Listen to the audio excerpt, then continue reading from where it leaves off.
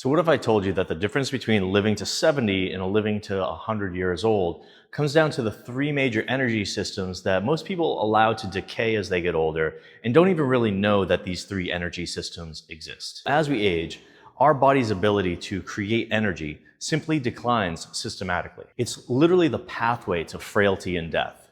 But it doesn't have to be this way. I'll talk about how you can increase the capacity of each of the three systems that create energy in our body. First up is your aerobic system. That's the VO2 max number that everyone's talking about in longevity. It's your body's ability to take in as much oxygen as it can to produce energy that way with oxygen. Because when you're making energy with oxygen, it's extremely clean and sustainable and doesn't create fatigue. So if you're able to walk up those stairs without getting winded, get down on the ground and play with the grandkids, feel like you have plenty of energy to think during that meeting, that's because your aerobic system has sufficient capacity. That's because your VO2 max score is sufficiently high. Just kind of think of breathing in oxygen to create life. And as you can see in this graph, in the population, VO2 max declines steadily over age, and so does basic capacities of living, like being able to run or jog, like being able to walk up the stairs briskly.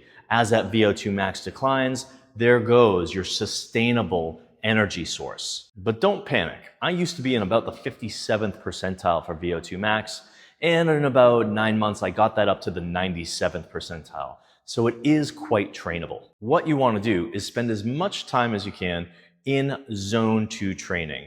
So this is training that gets you huffing and puffing to a degree so that someone could hear that you're working out, but not much more than that. If you really want to get in that zone 2, I really suggest an incline treadmill. For most people, if you start jogging, you'll go past zone 2 into zone 3, which you don't want to do for zone 2 training. And simply walking on flat ground is going to keep you in zone 1. But a brisk walk at a steady state on an incline treadmill can really get you in that zone 2 and keep you there for 45 minutes to an hour or even an hour and a half, which is an amazing zone 2 workout. The other thing you can do if you want to increase your aerobic capacity is to do about 1 Norwegian 4x4 style sprint per week. I myself, and I like my clients to do sprints on something like the assault bike.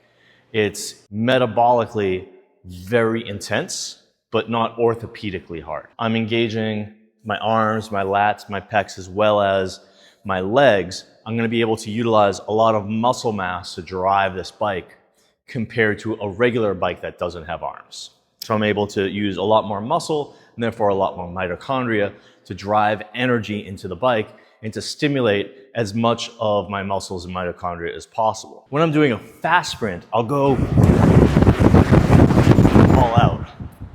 Obviously, you can't do that for 4 minutes. So it takes a little bit of skill to learn how to pace yourself for 4-minute sprints so that you're going as fast as you can for a steady state through that 4-minute sprint. You want to be ending that sprint about as fast as what you started it. Then you want to completely rest for either a 3-minute rest or a 4-minute rest and get back on it for another 4-minute sprint. Repeat this 4 times. With a warm-up, you want to give yourself about a half hour. And so the Norwegian 4x4 is going to max out your aerobic system and then also go pretty deep into the lactate system, leaving you very spent. Now, it's important to note that most high-intensity training intervals that you're going to see in places like Peloton classes and Orange Theory classes are more lactate intensive. I have had clients come and do VO2 max tests that have done a lot of Peloton classes, for example, and are able to put a lot of wattage into the bike, but they produce a very low VO2 max test. This happens once in a while because they've created a very strong lactate system, but they have underdeveloped their aerobic base, which is what you want to avoid. A lot of these classes give people what they want because what they think they want is within an hour to maximize the burning sensation, to maximize the feeling that they put everything into the class and they had a tough workout.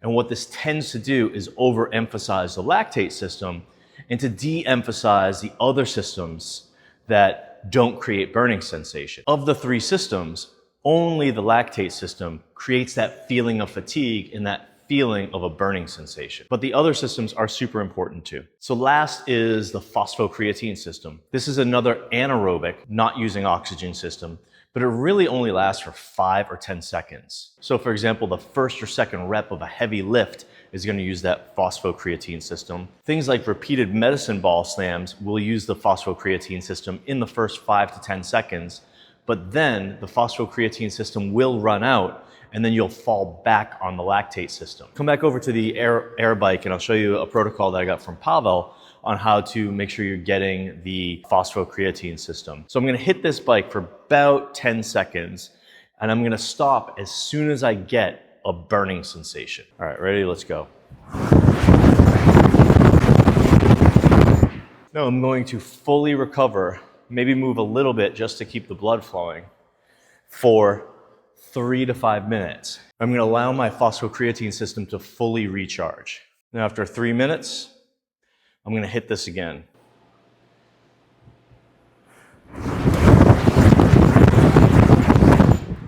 That's about it. I started to feel a burning sensation. I stopped. I'm gonna wait another 3 minutes.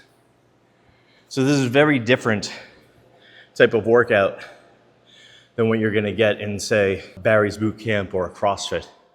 Much more resting than you'd expect. Because if I keep going, I'm gonna lean back on that lactate system. The phosphocreatine system is not going to recover, and I will have effectively stimulated the phosphocreatine system very little, even though I've done a ton of hard work on this bike. So of the 3 systems, the lactate system is the most intuitive. You go hard, you sprint, you run fast, you get that burning sensation, you're feeling that lactate, you're feeling like you got a great workout.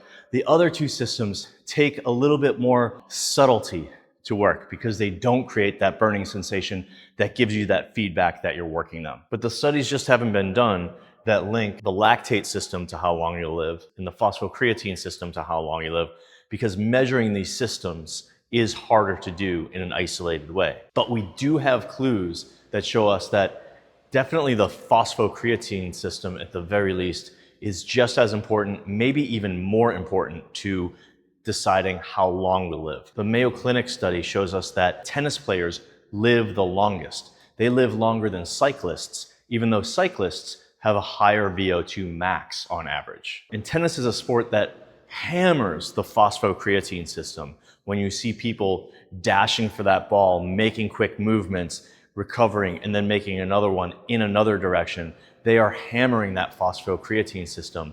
And those people with a higher phosphocreatine system who are playing tennis are outliving those with a higher VO2 max test who are spending a lot of time cycling. So what's the takeaway here?